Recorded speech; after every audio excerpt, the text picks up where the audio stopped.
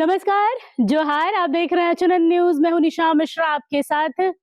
आदिवासी हैं, सरना है, सनातन है या फिर दलित है, कौन है ज्योत्सना किरकिट्टा? भाई ये हम नहीं पूछ रहे हैं, ये पूछ रही हैं जानी मानी एडवोकेट ज्योति आनंद। जी हाँ, ये वही ज्योति आनंद हैं जिन्होंने ज्योत्सना किरकिट्टा पर रांची साइबर में एफआईआर दर्ज किया है, और वो भी सिर्फ इसलिए क्योंकि गुरु द्रोण के खिलाफ एक अमर्यादित भाषा का इस्तेमाल किया है आदिवासी नेत्री ज्योत्सना किरकिट्टा ने। मुझे लगता है कि ज्योत्सना किरकिट्टा के पास मुसीबतें खुद चलकर नहीं आती हैं, बल्कि ज्योत्सना खुद मुसीबतों के पास चल कर जाती हैं और कहती हैं कि मुझे गले लगा लो। क्योंकि अच्छा खासा एक मीडिया प्रोग्राम यानी एक कॉन्क्लेव चल रहा था, और सब कुछ वहां पर एसटी को, कुर्मियों को एसटी में शामिल करने का मुद्दा चल रहा था।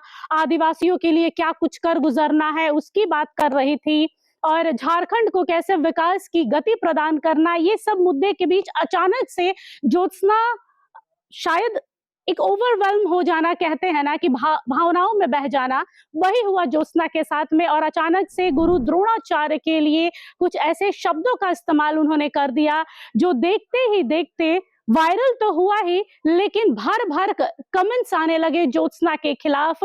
लोग ये कह रहे हैं कि ज्योत्सना पहले कुर्मी आदिवासियों को लड़ाने का काम कर रही थी और अब एक और वर्ग को टारगेट करने में लगी हुई है। हालांकि ज्योत्सना किरकिट्टा ने इन सब बातों से अलग दरकिनार खुद को रखा है, कहा है कि अब न्यायालय में मुद्दा है, वहीं पर फैसला होगा। लेकिन इस पर एडवोकेट ज्योति से हमारी बातचीत हुई है एचएनएन की। आइए एक नजर डालते हैं एडवोकेट ज्योति आनंद ने क्या कहा है। क्या है पूरी खबर, एक बार आपसे जानना चाहेंगे, हुआ क्या था?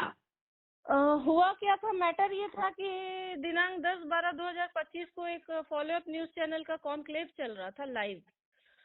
तो मैंने सोशल मीडिया के थ्रू देखा, तो उसमें मैंने देखा कि ज्योत्सना किरकिट्टा द्वारा गुरु द्रोणाचार्य को अपशब्द, अभद्र भाषा का उपयोग किया गया और उनको गाली दिया गया। तो ये चीज हम लोगों को बर्दाश्त नहीं हुआ कि आप किसी गुरु का अपमान कैसे कर सकती हैं। तो इसीलिए हम लोगों ने एफआईआर दर्ज कराया है। तो इस पूरे एफआईआर के बाद से आदिवासी समाज की ओर से कुछ लोगों की आवाज बुलंद हो रही है कि क्या यहाँ पर माफी की गुंजाइश नहीं है? क्योंकि सोशल मीडिया पर हमने भी देखा है कि ज्योत्सना ने हाथ जोड़कर माफी मांगी है। नहीं तो आपने देखा होगा कि उन्हें प्रॉपर तरीके से एक तो माफी नहीं मांगी है, और उनकी मंशा माफी मांगने की है भी नहीं।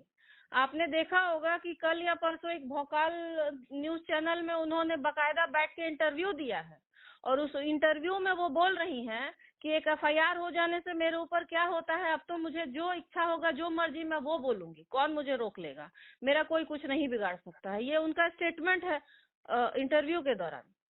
तो अगर मैं मानती हूँ कि इस तरीके की अमर्यादित भाषा का इस्तेमाल नहीं करना चाहिए और होना भी नहीं चाहिए, क्योंकि जिनका नाम लिया जा रहा है वो एक ऐतिहासिक व्यक्ति रहे हैं, इतिहास में उनके नाम पर कई चीजें रही हैं। लेकिन ये पहली मर्तबा नहीं है ज्योति जी कि गुरु द्रोण के लिए ये कहा जा रहा हो कि हाँ उन्होंने पक्षपात किया हो। इससे पहले भी कई लोगों ने कहा है कि भाई एक शिष्य के लिए दूसरे शिष्य का अंगूठा मांग लेना कहीं ना कहीं पक्षपात को दिखाता है। क्योंकि मैं खुद ब्राह्मण हूँ तो मैं समझ सकती हूँ इस चीज को, लेकिन जो शब्द इस्तेमाल किया वो गलत था। लेकिन माफी की गुंजाइश तो कहीं होनी चाहिए। अगर वो सामने से फिर से आकर एक सही तरीके से माफी मांगती हैं तो क्या आप लोगों की ओर से वो माफी मिलेगी? नहीं, अब तो माफी की गुंजाइश नहीं है, क्योंकि उन्होंने पहली बार भी जब माफी मांगा था तो उन्होंने खुद ही कहा है अपने बयान में या अपने वीडियो के द्वारा कि मुझे लोगों के द्वारा फोन करके बोला गया है कि आप वीडियो डिलीट करिए और माफी मांगिए, तब मैं आ रही हूँ। उनको अपनी गलती का एहसास नहीं है, वो अपनी इच्छा से माफी मांग नहीं रही हैं। और एक तो प्रॉपर तरीके से भी उन्होंने माफी नहीं मांगा है। उन्होंने ये कहा है कि मैंने गुरु द्रोणाचार्य का नाम लिया है, इसलिए मैं माफी मांग रही हूँ। जबकि हम लोगों को आपत्ति इस बात से थी कि उन्होंने गुरु द्रोणाचार्य को गाली क्यों दिया है। तो गाली मांगने के लिए उन्होंने माफी अभी भी नहीं मांगा है, और बावजूद उसके परसों भोकाल न्यूज चैनल पे उन्होंने बकायदा बैठ के इंटरव्यू दिया है और वो खुद ही बोल रही हैं खुलेआम कि एक एफआईआर से मेरा कुछ नहीं बिगड़ने वाला है, मेरी जो मर्जी मैं जिसको मर्जी वही बोलूंगी। तो कहीं से भी उनकी इच्छा माफी मांगने की है नहीं। आपको नहीं लगता ज्योति जी इस तरह की घटनाओं से समाज में दो टूक हो रही है? कहीं ना कहीं देखा जाए तो समाज दो भागों में बट रहा है। देखिए, दो भागों में बांटने का ही उद्देश्य ज्योत्सना केरकेट्टा का रहा है। शुरुआत से आप देखेंगी कि इन लोग जातिवाद और समुदाय को लड़ाने का ही काम कर रही हैं। आप शुरुआत से इनका जो भी देख रही हैं, जो भी आंदोलन कर रही हैं या जो कर रही हैं, ये अपने आप को आंदोलनकारी बोलती हैं। इनका मुद्दा कभी जोड़ने का नहीं रहा है, हमेशा तोड़ना ही चाहती हैं। और ये अब क्या है ना कि कुर्मी महतो करते करते अभी सनातन समाज पे उतर गई हैं। तो ये तो जातिवाद का ही नेतागिरी कर ही रही है कि जातिवाद में आपस में लड़ा दो और हम चमक जाएंगे। आपने सुना होगा जब आपने जिस प्लेटफॉर्म का नाम लिया अभी हाल फिलहाल में, जहां उन्होंने इंटरव्यू दिया है, उन्होंने कहा था कि आपने कहा अभी फिलहाल कि सनातन धर्म के साथ उन्होंने खिलवाड़ किया है या मजाक उड़ाया है। तो वो खुद ही कह रही है कि भाई वो खुद ही 12 ज्योतिर्लिंग का दर्शन कर चुकी हैं, उनको मानती हैं, महादेव को मानती हैं। तो सरना और सनातन तो भाई भाई भाई हुआ ना, तो कैसे अपमान?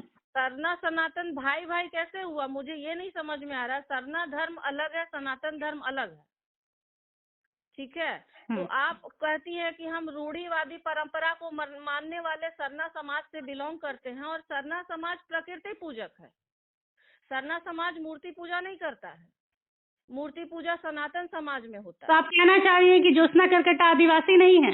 वो क्या है उनको खुद ही नहीं पता है। आप खुद भी देखेंगे कि आप वो कभी वीडियो जारी करती हैं। 2-3 दिन पहले मैंने उनका एक वीडियो देखा, उसमें वो अपने आप को दलित बता रही हैं, कभी आदिवासी बताती हैं, कभी कहती है हम सनातन है। तो उनको तो खुद ही नहीं पता है कि वो हैं क्या।